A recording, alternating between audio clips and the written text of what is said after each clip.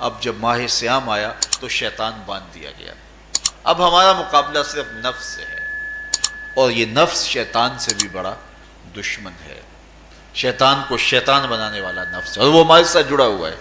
ماہ سیام میں شیطان تو بند گیا لیکن نفس نہیں بندھا. اب ہمیں اپنے نفس کو کمزور کر کے اور اپنی فتح حاصل کرنی ہے اور تقوی کی منزل کو پانا ہے. اب شیطان تو اللہ نے باندھ دیا، اب نفس کو کیسے باندھیں؟ تو آئیے نفس کی بندش کیسے ہوگی یہ کسی ایکسپرٹ سے پوچھیں گے کہ یہ کیسے اس کو باندھیں گے، اس کو کیسے قابو میں کریں گے. تو کسی ایسے شخص سے پوچھیں جو اس شعبے کا ماہر ہو. تو علامہ اقبال کے مرشد ملا جلال الدین رومی علیہ رحمہ کہتے ہیں آؤ تمہیں میں ایک معالج کا پتہ دیتا ہوں جو تمہیں اس بیماری کا علاج بتائے گا اور اس کی بندش کے طریقے بتائے گا. شیخ رومی علیہ رحمہ فرماتے ہیں ہفت شہر عشق را اتار گشت ما ہنوز اندر خم یک کوچام. عشق کے 7 شہر شیخ فرید الدین اتار گھوم چکے ہیں، اور میرے جیسا شخص عشق کے پہلے شہر کی پہلی گلی کے کونے پہ کھڑا ہے. اب اندازہ کیے کہ جن کا پتہ حضرت ملا جلال الدین رومی دے رہے ہیں وہ کس بلند مرتبے پہ فائز المرام ہے. فرمایا کہ وہ عشق کے 7 شہر گھوم چکے ہیں اور میں پہلے شہر کی پہلی گلی کی نکر پہ کھڑا ہوں.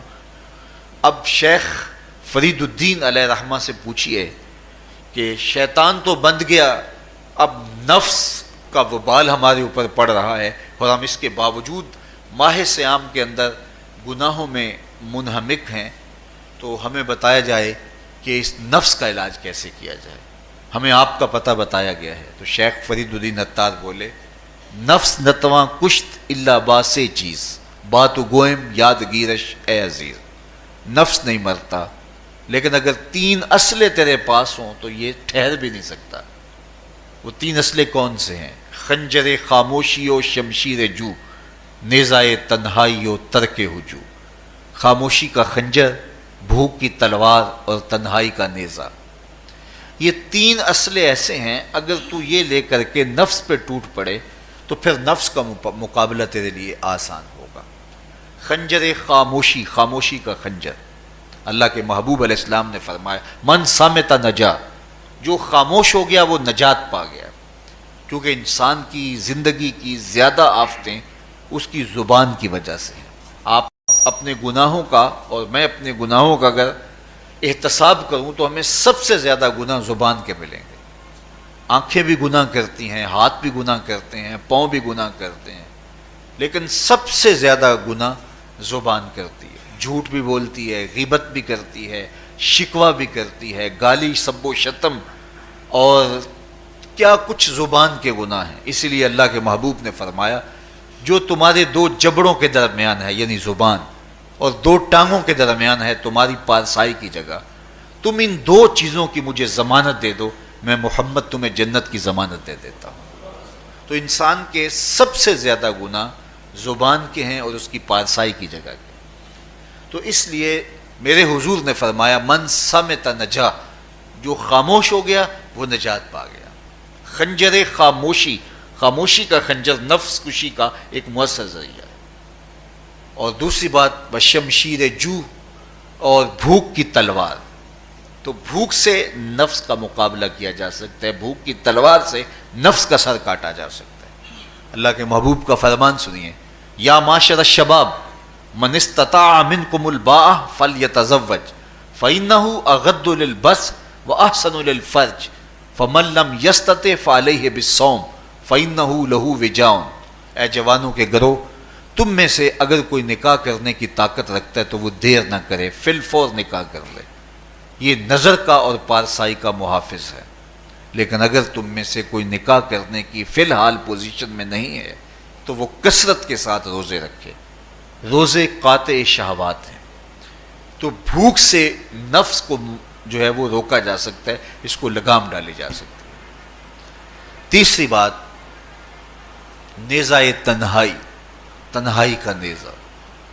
تو فرمایا گیا کہ العافیت فی العزلہ، کہ تنہائی کے اندر ہی عافیت ہے.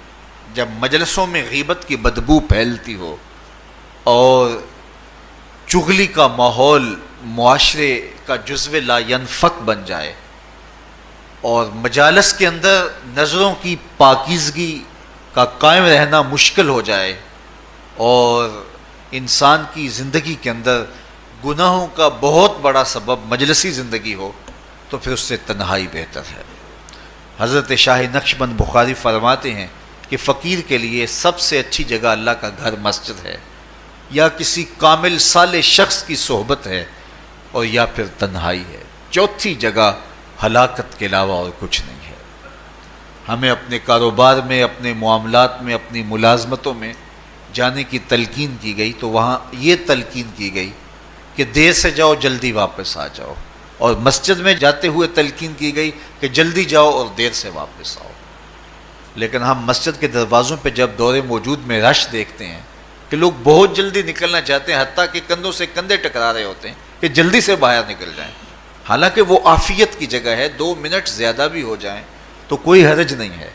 اور ایسے لوگوں کو بھی نکلنے میں جلدی کرتے ہوئے دیکھا ہے کہ لگتا تو یہ تھا کہ شاید یہ انہوں نے کسی ضروری کام پہ جانا ہے، لیکن باہر نکل کے بازار میں پھٹے پہ بیٹھے تھے اور مسجد سے نکلنے کی جلدی بہت تھی۔ تو مسجد میں جلدی جاؤ اور دیر سے واپس آؤ، اور بازار میں دیر سے جاؤ اور جلدی واپس آؤ، لیکن ہمارے رویے اس کے برعکس ہو گئے۔ تو تنہائی میں عافیت ہے، خاموشی میں عافیت ہے، اور بھوک میں عافیت ہے، اور یہ ساری چیزیں روزے میں میسر ہیں۔ فرمایا تم سے اگر کوئی شخص الجھے، بحث کرے، لڑائی کرنا چاہے تو تم اسے کہو انی صائم، میں نے روزہ رکھا ہوا ہے۔ اسی طرح جو ہے وہ روزے سے آپ کو یکسوئی ملے گی، قرآن مجید کی تلاوت کا ماحول ہوگا اور تم بھوک کاٹو گے، اور یہ تینوں چیزیں تمہارے نفس کو کمزور کرنے والی ہیں۔ شیطان بند گیا، نفس کمزور ہو گیا، اور جب نفس کمزور ہو گیا، کمزور ہوتا ہے، یہ نفس مرتا نہیں ہے۔ یہ تو کوئی ہے باج فقیراں کسے نہیں ماریا، باہو ظالم چور اندر دا، یہ اندر والا چور جو ہے وہ اتنی آسانی سے قابو آتا ہی نہیں ہے، یہ پھر سر اٹھا لیتا ہے۔ اس کو جتنا کچلو، یہ کچھ عرصے کے بعد تھوڑی سی خوراک ملتی ہے تو پھر سر اٹھا لیتا ہے۔ حضرت باجید بستامی کہتے ہیں میں نے اپنے نفس کو ایک دن کہا کہ میں تجھے خوراک بھی نہیں دیتا اور تو پھر بھی موٹا تازہ ہے، تو میرے نفس نے مجھے کہا کہ اے بایزید، جب تم بازار سے گزرتے ہو تو لوگ انگلیاں اٹھا اٹھا کہتے ہیں یہ بایزید جا رہا ہے، یہ بایزید جا رہا ہے، تو مجھے میری غذا اور خوراک اس سے مل جاتی ہے۔ تو یہ خوراک ہوتی ہے نفس کی۔ تو نفس بہت ظالم ہے اور ساری زندگی اس سے لڑتے ہوئے گزرتی ہے۔ وہ کسی نے کہا تھا نا، تمام عمر طوفان سے کھیلتے گزری، نیا کے ڈوبنے کا ڈر بھی رہا۔ تو یہ ساری زندگی اس طرح ٹکراتے ہوئے سے گزرتی، لیکن جب کمزور ہو جائے تو پھر یہ شیطان کو جو ہے وہ موقع نہیں دیتا ہے۔ لیکن اگر نفس ماہ صیام میں ہمارا کمزور نہ ہوا، صرف ہم نے بھوک ہی کاٹی اور باقی اپنے معمولات وہی رکھے، تو میرے حضور نے فرمایا جس نے جھوٹ اور برے کام نہیں چھوڑے اور جھوٹے کام ترک نہیں کیے، اس کے بھوکا اور پیاسا رہنے کی اللہ کو کوئی ضرورت نہیں ہے۔ روزہ تو ایک مشق تھی، یہ تو باطن کی تطہیر کا ایک ذریعہ تھا، یہ تو من کی تہذیب کا ایک ذریعہ تھا، یہ تو نفس کی شر سے اپنے آپ کو بچانے اور شیطان کے مکر و فریب سے بچانے کا ایک ذریعہ تھا۔ دیکھیے شیطان بند جاتا ہے ماہ صیام میں، حدیث واضح ہے، لیکن نفس موجود رہتا ہے۔ اگر نفس کمزور ہو گیا تو شیطان چھٹ کے بھی کچھ نہیں کرے گا، کیونکہ شیطان باہر کا دشمن ہے، نفس اندر کا دشمن ہے۔ جب تک اندر والا دشمن ساتھ نہیں دیتا